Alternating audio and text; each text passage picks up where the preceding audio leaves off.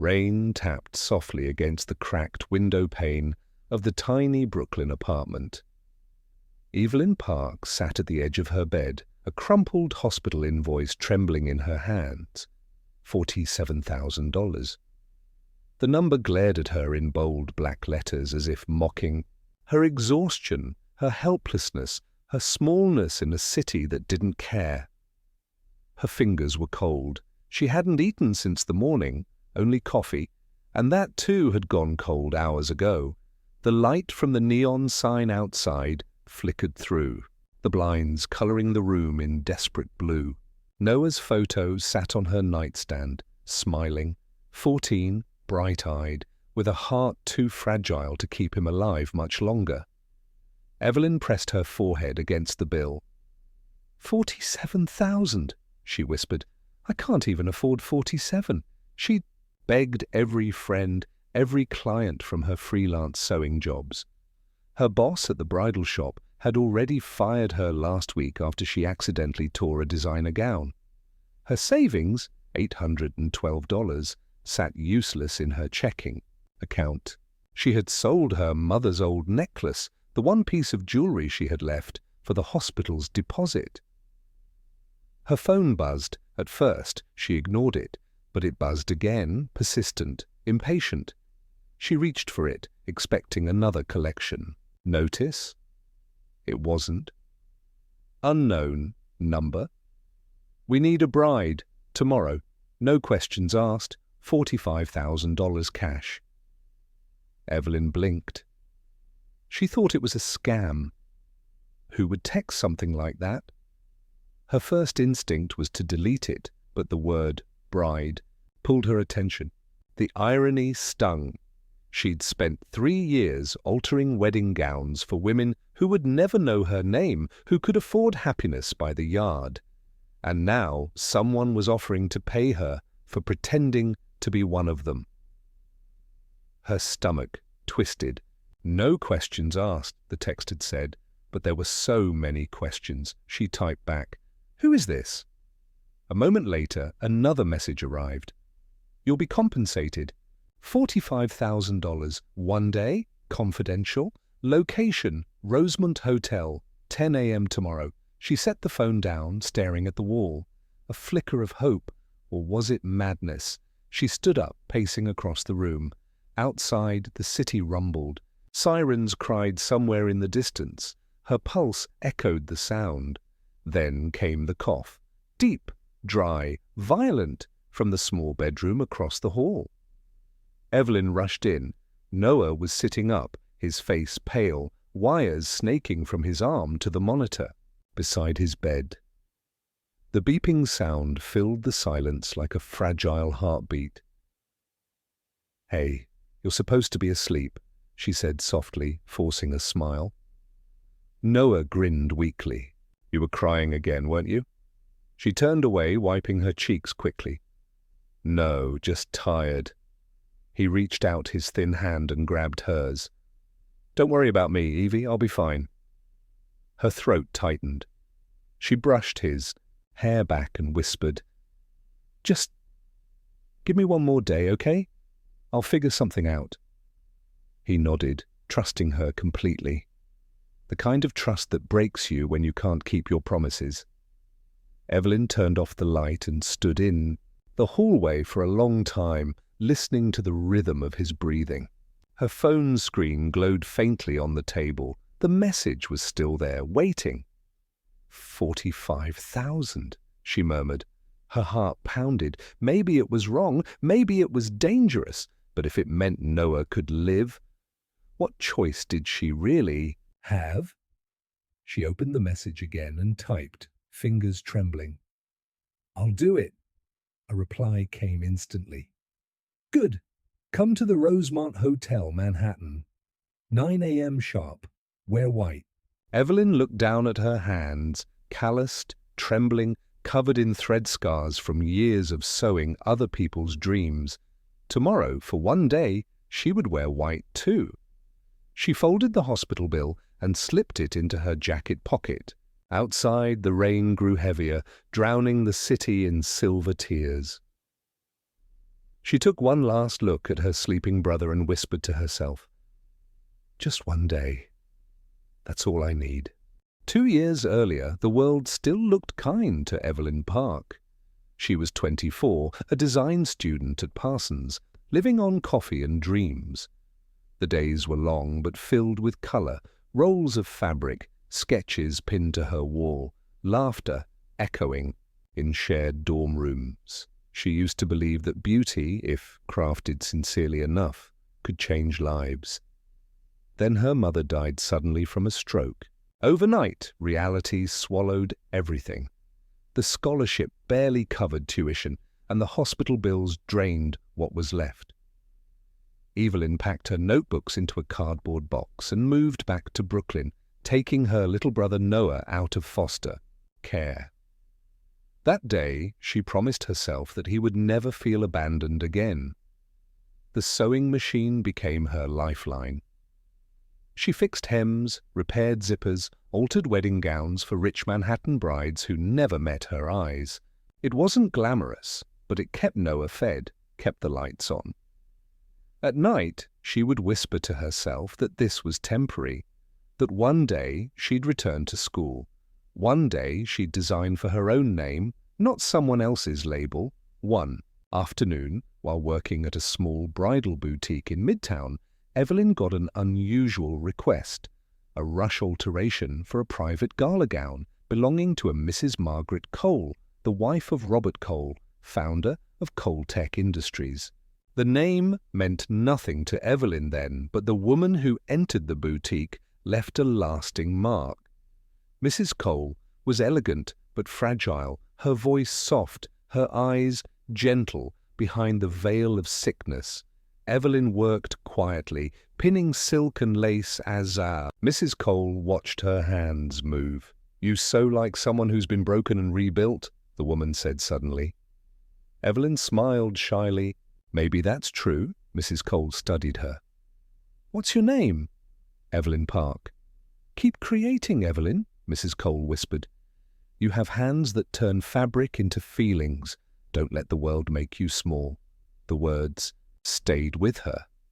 Even after Mrs. Cole left the shop, even after she learned from a newspaper a few months later that the woman had passed away, Evelyn carried that voice inside her, a fragile kind of faith that maybe someone had seen her worth once. On the other side of Manhattan, Adrian Cole sat in his father's glass office, staring down at a contract that looked more like a sentence than a promise. Robert Cole had built Cole Tech from the ground up, a technology empire valued at billions. Adrian, his only son, had inherited not just the title of CEO, but the expectation of perfection. He had graduated top of his class at Wharton, closed million-dollar deals before turning 30, and yet none of that seemed to satisfy his father. "Miranda Hale is a suitable match," Robert said, sliding a document across the desk. "Her father is willing to invest $200 million into our expansion if this marriage happens before the fiscal quarter ends." Adrian's jaw tightened. "You're talking about merging lives like they're companies." Robert didn't flinch. "That's what families like ours do." "I'm not interested in her," Adrian replied evenly. "She's interested in the Cole name, not me." Robert leaned back, fingers steepled. "Then pretend. You're good at that. Pretend long enough and maybe it will become real." The silence between them felt like glass ready to shatter. Adrian looked out the window at the skyline he owned but didn't belong to. He had built everything his father demanded, but nothing he truly wanted. The more he succeeded, the emptier he felt. His mother had died quietly 2 years ago, her final letter still folded inside his desk drawer. "Don't forget to live for yourself, Adrian. The company will always survive without you. I'm not sure you will." He had ignored that letter until now. That evening, at a corporate charity event, Miranda Hale appeared beside him, all diamond smiles and ambition. Cameras flashed. She leaned close and whispered, "Just smile, darling. You don't want to look like you're being forced." He smiled, but inside his chest ached. As he scanned the room, his eyes fell on a framed photograph on display. His late mother, in her final public appearance at a charity gala, wearing a gown of ivory silk. The caption beneath it read, "Designed and restored by E. Park." Something in him froze. E. Park. He remembered that night, the way his mother had smiled for the first time in months. She had spoken of a kind girl, a seamstress with quiet fire in her eyes. "If only the world had more Evelyn Parks," she had said. Adrian turned to his assistant. "Find her." It took a week. The assistant returned with a thin folder. Evelyn Park, freelance designer, Brooklyn, unpaid medical bills, small shop closures, caring for a sick brother. Nothing about her screamed suitable. And that, strangely, was what drew him more. He remembered his mother's words, "Don't let the world make you small." Maybe this was his chance to prove he hadn't let his father make him small either. Adrian leaned back in his chair, the city lights reflecting off the glass behind him.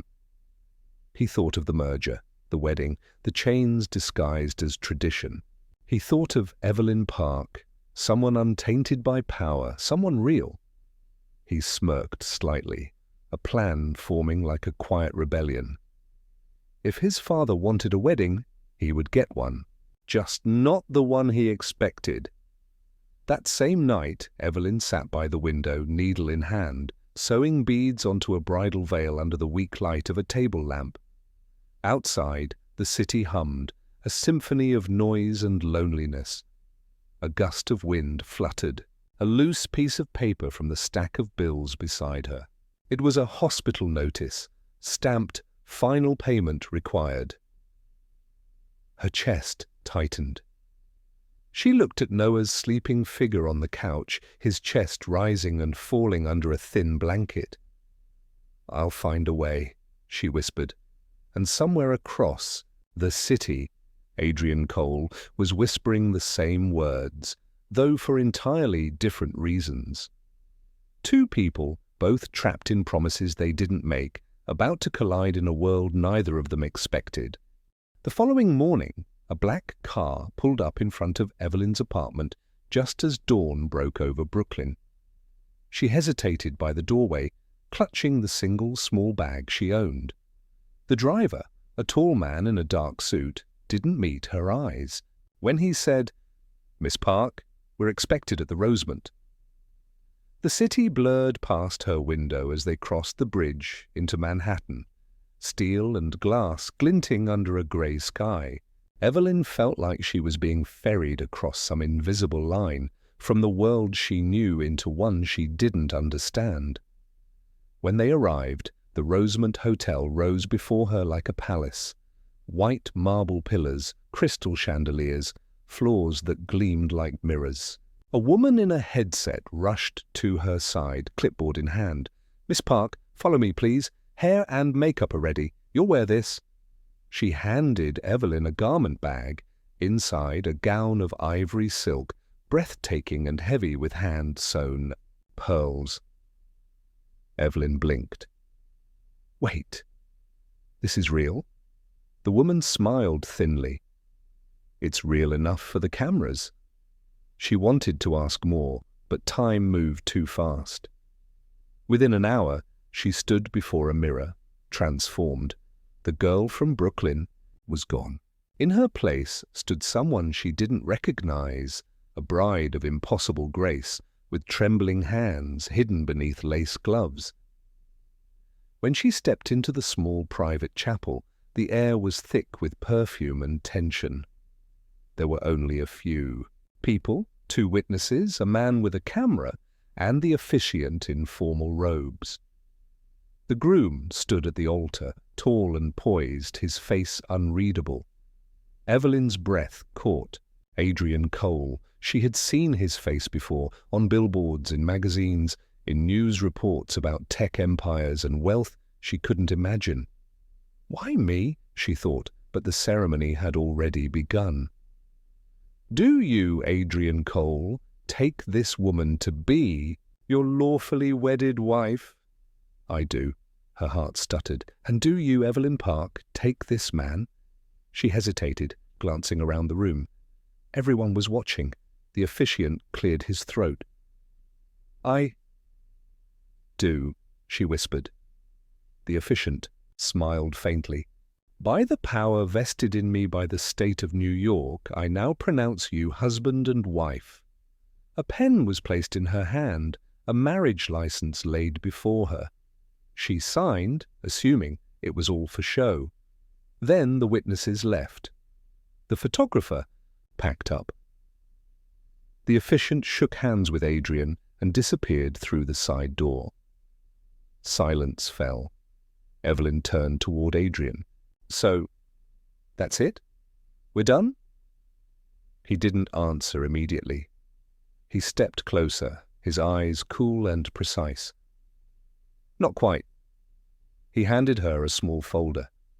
Inside lay the same document she had just signed, only now she saw the embossed seal of the state and her own signature beneath the words, Certificate of Marriage.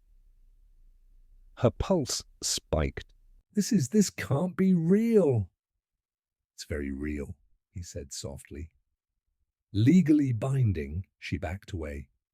You tricked me. I needed a wife, he replied, voice even but edged with exhaustion. A real one. My father is forcing me into a merger marriage with Miranda Hale. This was the only way to stop it. Evelyn's throat tightened. So you used me. Adrian looked at her then, really looked. You were the only person who wouldn't use me back. Her hands shook. And what happens to me now? He took a deep breath. You stay married to me for 6 months. Pretend that's all I need. After that, we file for divorce. You'll receive $5 million and full independence. Her anger came in waves. 5 million? You think you can buy my life that easily? He stepped closer. It's not about buying, it's about surviving for both of us. She slapped him hard across the face. The sound echoed off the marble walls. Then she turned and ran. Outside, the night had fallen hard and fast. Rain poured over the city, cold and relentless. Evelyn tore through the streets barefoot, the hem of her gown soaking in dirty water. She could hear her own heartbeat louder than the thunder. By the time she reached the hospital, she was drenched. The nurses stared, startled, as she staggered to the reception desk. My brother, she gasped. Noah Park, room 307. The nurse blinked at her. Miss Park, his surgery has been scheduled. The deposit's been paid in full. What? Paid this morning? The nurse said, checking the record. By a Mr. Adrian Cole. The world tilted. Evelyn grabbed the edge of the counter, her breath breaking. The rain outside drummed against the glass like applause for a cruel joke. She sank onto a nearby chair, gown clinging to her skin, mascara streaking down her cheeks. She didn't know whether to cry or scream. He had trapped her and saved her in the same breath. She sat there for a long time, staring at her reflection in the hospital's glass door. The bride in white looked nothing like her. She was a stranger, wearing someone else's fate. When the nurse offered her a towel, Evelyn smiled faintly. Thank you, she whispered, her voice hollow. She didn't go home that night.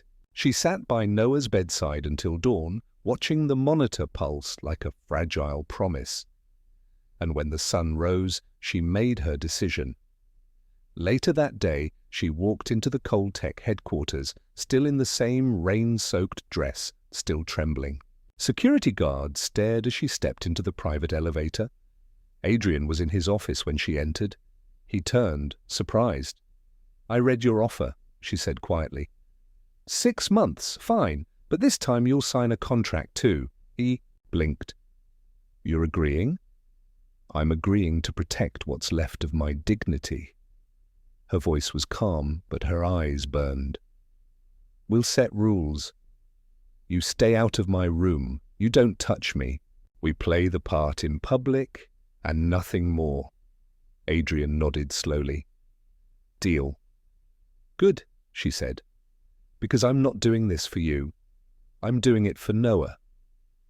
She turned to leave, but he called out softly, "Miss Park, thank you." She didn't answer. The elevator doors closed between them, sealing the deal that would change both their lives. The penthouse on Franklin Street was everything Evelyn had never imagined for herself. 2 floors of glass and marble overlooking the Hudson, the kind of view reserved for gods or men who thought they were. When she first stepped inside, she felt small, out of place, as if one wrong move might shatter the silence that filled the space. Adrian handed her a set of keys. "Your room is down the hall, first door on the left." "I'll be upstairs." His tone was neutral, professional, almost sterile. Evelyn nodded, clutching her small suitcase. Right. For the first week they moved like ghosts. Breakfasts passed in silence. He read reports at the counter. She sipped coffee by the window. At night, she could hear him pacing upstairs, the low hum of his phone calls echoing through the walls. He was always working, always distant, as if being still might let the guilt catch up. Evelyn filled her time with small tasks, sewing curtains that didn't need mending, rearranging flowers, cooking meals she wasn't sure he'd eat. She wasn't sure why she did it. Maybe it was the quiet. Maybe it was the way the city outside felt too big to face alone. One evening, she heard faint notes drifting through the hallway, a piano, low and hesitant. Curious, she followed the sound to the second floor. Adrian sat by the grand piano, his hands motionless over the keys. The city lights painted him in silver and blue. She stood quietly by the door, afraid to interrupt. Then he began to play. The melody was soft at first, Debussy's Clair de Lune, but his touch was unsteady, like someone remembering how to breathe. Evelyn stepped closer, her voice barely above a whisper. "You play beautifully," he turned, startled. "I used to. My mother made me take lessons. She loved this piece." "She had good taste," Evelyn said. He smiled faintly. "Something rare and fragile." "She would have liked you." That caught her off guard. "You don't even know me." "I know enough," he said, looking back at the piano. "You don't want anything from me." "That's unusual." She didn't answer. The silence between them wasn't empty this time. It was full of things neither dared to name. From that night on, something shifted. Adrian began coming downstairs for breakfast. He asked about her day. Sometimes she caught him watching her sketch designs at the table. His eyes soft, curious. When she made dinner, he would appear without being asked, sleeves rolled up, helping her chop vegetables in silence. "You know," she teased one night, "for a billionaire, you cut onions surprisingly well." He smirked. "I've survived board meetings with venture capitalists." "I can survive this," they laughed, a sound that felt foreign in the penthouse. Weeks passed. The cold edges of their arrangement blurred into something warmer, unspoken. Evelyn found herself smiling more, her guard lowering inch by inch. She even began sketching again, small designs inspired by the city outside the windows. By moments, she didn't want to forget. One afternoon, she left a small, wrapped box by Adrian's desk, a set of cufflinks she'd designed herself, engraved with the initials AC intertwined with a thread motif. When he found them, he looked puzzled. "They're not perfect," she admitted, "but they're yours." He turned the box in his hand, eyes unreadable. "Thank you, Evelyn." "I don't get many gifts." "Maybe you don't let people close enough to give them." He looked at her for a long time before saying quietly, "Maybe." That weekend, Robert Cole hosted a corporate dinner to celebrate the Cole legacy.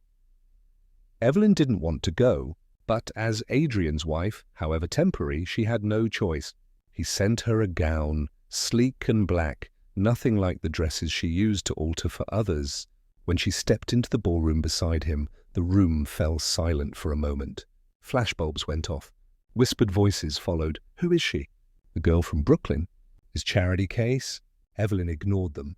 She'd learned to smile through pity. But Miranda Hale approached, her smile sharp as glass. Mrs. Cole, she said sweetly, I hardly recognized you without a sewing machine. Evelyn's pulse quickened, but she met Miranda's gaze calmly. That's because you've never looked at people long enough to recognize them. Miranda's smile faltered. You really think this, she gestured around, is permanent? Evelyn leaned closer. Nothing in your world ever is. For a moment, silence stretched. Then Adrian appeared beside her, his hand resting lightly at her back. A silent show of allegiance. Miranda, he said coolly, enjoy the evening. We will. Miranda's eyes flashed, but she walked away. As the night went on, Evelyn danced once, with Adrian. He wasn't graceful, but he tried, and that was enough. Under the chandelier's glow, surrounded by people who judged them, she felt oddly safe. Thank you, she whispered when the song ended. For what? For standing next to me. He looked down at her, something fierce in his eyes. Always. Later that night, when they returned to the penthouse, Evelyn found a note on the kitchen counter. His handwriting was neat, deliberate. You didn't just save my company. You reminded me I'm human. AC, she traced the letters with her fingertips, heart trembling. She didn't know what to make of it, only that it felt dangerous to want more than what they had agreed. She stepped out onto the balcony. The city below shimmered in gold, a million lights reflecting the chaos of her heart. Somewhere inside, Adrian's piano began to play again, and this time she didn't run from the sound. She listened, eyes closed, tears slipping quietly down her face, because for the first time in years she realized she wasn't lonely anymore. A month slipped by quietly, the kind of peace so fragile that neither dared to mention it. The penthouse no longer echoed with silence. The sound of laughter had crept in, soft, uncertain, but real. Adrian began to leave his laptop closed during dinner. Evelyn found herself humming while she cooked, sketchbook open beside the stove. It was strange how quickly comfort could become dangerous. They had fallen into rhythm, morning coffee, shared glances, talks about everything and nothing. Sometimes, when she caught him watching her from across the room, the air between them would grow thick, almost electric. She told herself it was harmless, just proximity, just part of the arrangement. But her heart didn't listen. One evening she was curled on the couch sketching a new dress when Adrian came in, his tie loosened, hair slightly tousled. Long day? She asked without looking up. Board meeting. My father wants to merge with Hale Industries again. He thinks our marriage has served its purpose. Her pencil paused mid-line. Meaning? Meaning he expects me to end it soon. Evelyn's chest tightened. She kept her eyes on her paper. And what do you want? Adrian hesitated. I don't know anymore. He sat beside her, closer than he needed to be. The warmth of his arm brushed hers, and the sketch in her lap blurred as her heartbeat quickened. She closed the notebook slowly. You should know, she said softly. I'm not very good at pretending anymore. He looked at her then, eyes searching, but whatever he wanted to say was lost when his phone rang. The moment slipped away. The next afternoon, Evelyn came home from the hospital. Noah's surgery date had been set for next week, and found the penthouse strangely quiet. The scent of perfume hit her before she saw anyone.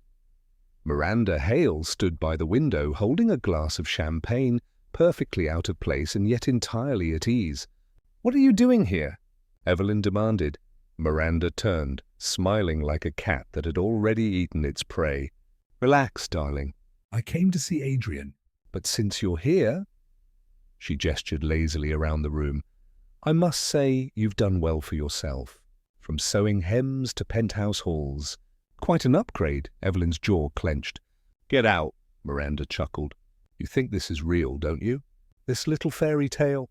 She took a slow sip of champagne. You're just the stand-in bride. When this arrangement ends, he'll come back where he belongs. Evelyn didn't flinch. If he ever does, then I'll know exactly who he is, and I'll walk away first. For a second, Miranda's perfect smile cracked. She set the glass down. You really believe he'd give up everything for you? No, Evelyn said quietly. But I believe he wants to. Miranda left soon after, heels clicking like punctuation marks of arrogance across the marble floor. When the door closed, Evelyn sank onto the couch. Her hands were shaking, though she didn't know if it was from anger or fear.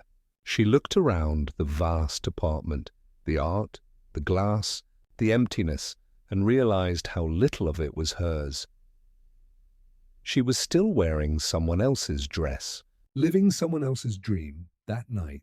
Adrian found her on the balcony, staring out over the city.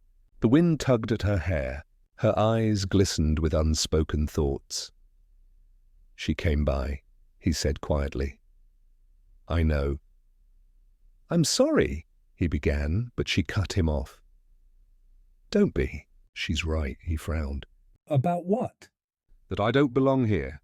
That this, she gestured between them, has an expiration date. Adrian stepped closer, his voice firm. You belong here because I say you do. She turned to him, her expression a mix of sorrow and disbelief. That's not how belonging works, he didn't answer. Instead, he reached for her hand, but she pulled away. Evelyn, don't. Her voice broke. Don't make promises you'll regret when the 6 months are over. The words hung between them, colder than the night air. He wanted to argue, to tell her she was wrong, but for once, the man who always had the perfect words found none. The days that followed were tense. Evelyn threw herself into work, designing obsessively. Adrian buried himself in meetings, avoiding her eyes. The penthouse felt bigger again, emptier. At Coltech headquarters, things weren't better. His father had caught wind of internal rumors, stockholders questioning Adrian's leadership, tabloids whispering about the fake wife. Robert Cole summoned him to the office. You're losing focus, Robert said, slamming a file onto the desk. The board is nervous. This stunt has cost us investors. I'm not your puppet, Dad. Robert's eyes narrowed. You're my successor. And if you walk away from this company for a woman, you won't have a company left to run. Adrian's voice was quiet, but steady. And maybe I don't deserve it, Robert laughed without humor. You sound just like your mother, always chasing emotions. That's why she was miserable. Adrian's hands clenched. Don't talk about her. But Robert only smiled coldly. You're just like her, Adrian. Weak. Something in him snapped. If choosing happiness makes me weak, then maybe weakness is the only thing worth having. He left the office without looking back. That night, Adrian came home late. Evelyn was asleep on the couch, sketches scattered around her like fallen leaves. He stood there for a moment, watching her chest rise and fall. She looked peaceful, fragile, real. He picked up one of her drawings, a wedding dress, simple and elegant, drawn with tenderness. In the corner, she had written a single line. A gown should fit like a promise, not a cage. He smiled faintly. Then, gently, he placed a blanket over her shoulders and whispered into the quiet room. You're not a cage, Evelyn. You're the only thing that feels like freedom. But she didn't hear him. And in the stillness of that night, both of them lay awake in different rooms, wondering how something built on a lie could start to feel so painfully true. Rain had returned to the city, a quiet drizzle that blurred the skyline into streaks of light. Evelyn sat by the window, sketching without focus, lines crossing lines until the page became a mess of confusion. The clock on the wall ticked steadily, counting down the final weeks of their 6-month agreement. Each tick felt like a goodbye. Adrian had been gone all day. Board meetings, crisis control, endless phone calls.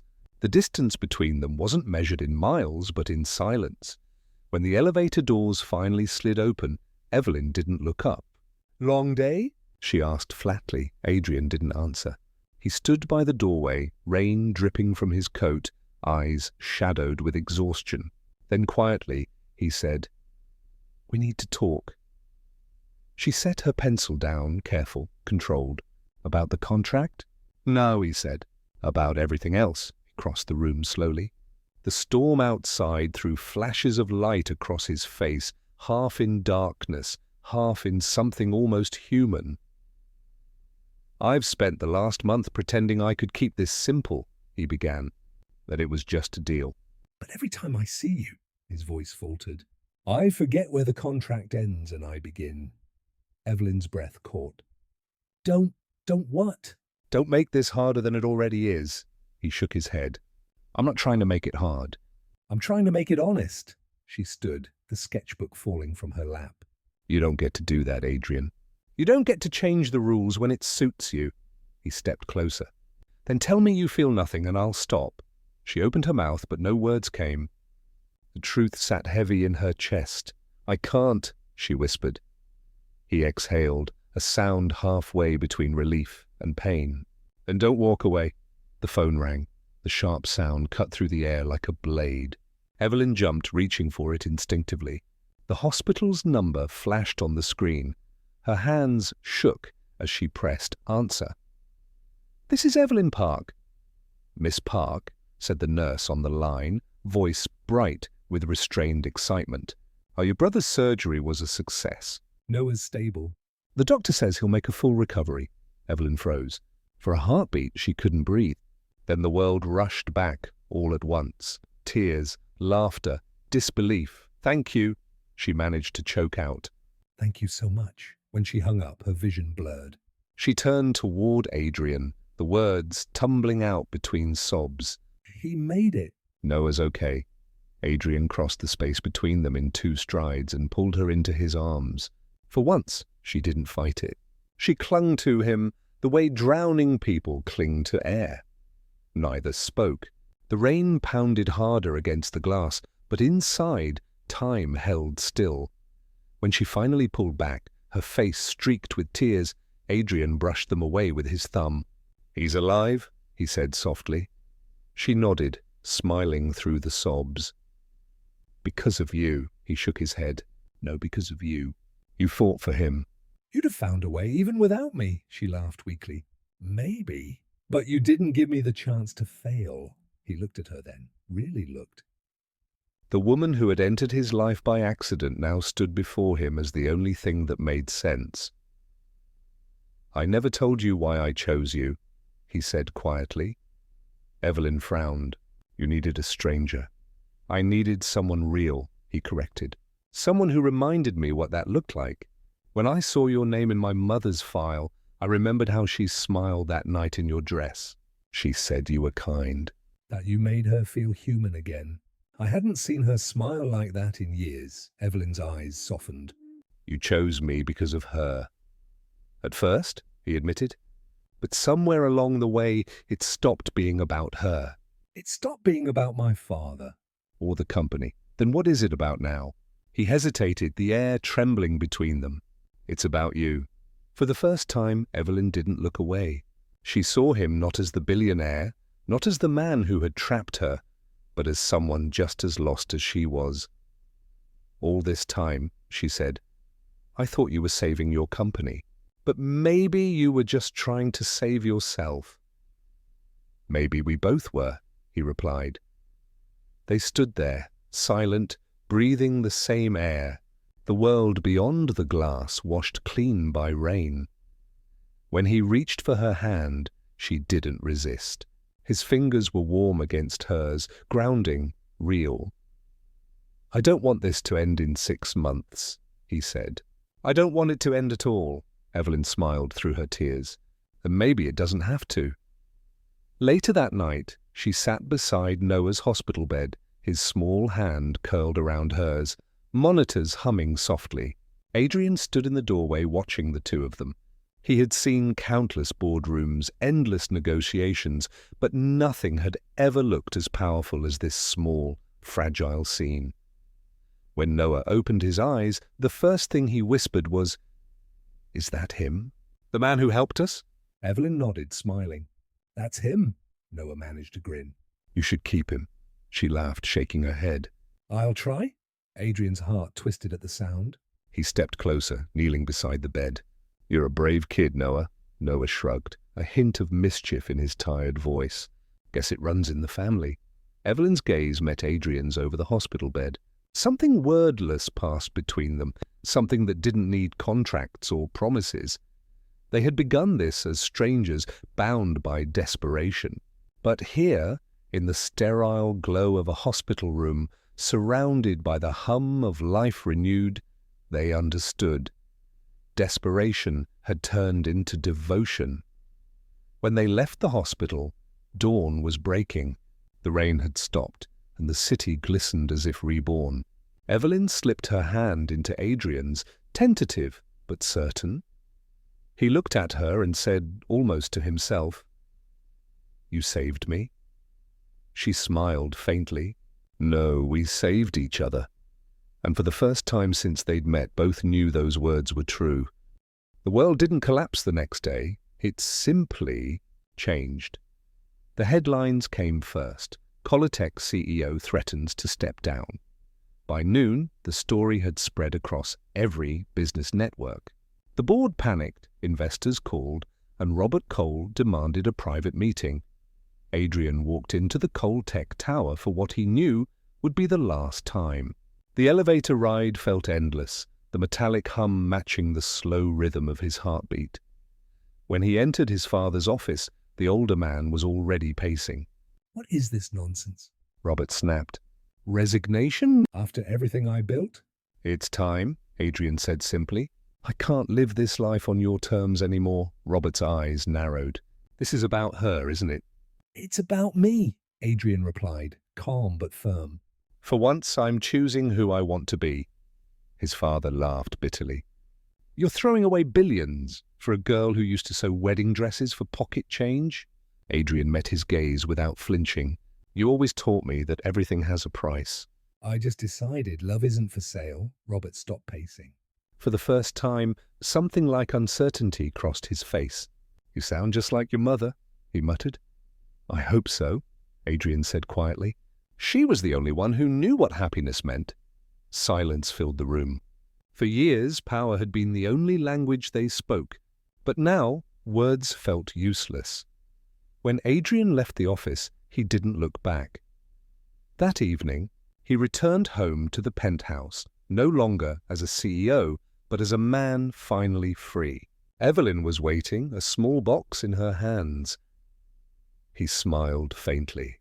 "You heard?" She nodded. "It's all over the news." "I thought it might be. Do you regret it?" He shook his head. "Not for a second." She handed him the box. Inside was a key, simple, silver, engraved with one word: home. He looked up, emotion catching in his throat. "What's this?" "It's for the new studio," she said softly. "I'm renting a small space in Soho. The first pieces for my collection go on display next month." His eyes softened. "You did it." "No," she smiled, tears shimmering. "We did." A month later, the exhibition opened under the warm light of a converted warehouse. The sign outside read, "Threads of the Heart, Designs by Evelyn Park." Inside, dresses floated like whispers of memory, silk and organza, stitched with stories of resilience and quiet love. Adrian arrived quietly, wearing a navy suit and carrying a bouquet of lavender, her favorite flower. She turned at the scent before she saw him. "You came," she said, beaming. "Wouldn't miss it," he replied, handing her the flowers. "They reminded me of you, soft, but impossible to forget." She laughed, placing the bouquet into a vase near the entrance. "You've gotten better at compliments." "Practice," he said, "and good motivation." As guests wandered through the gallery, Evelyn stood beside him, watching people admire her work. Her dream, the one she'd buried under bills and fear, had come back to life piece by piece, stitch by stitch. "Do you ever think," she murmured, "that everything happened exactly how it was supposed to?" He looked at her, eyes gentle. "I think the wrong choices led us to the right place." Later that night, after the last guest had left, they stood by the tall glass windows overlooking New York. The city glowed beneath them, a sea of gold and promise. Adrian slipped an arm around her shoulders. "Do you remember what you said the night we met?" She smiled faintly. "I said I just needed one day," he nodded. "Turns out one day was enough to change everything."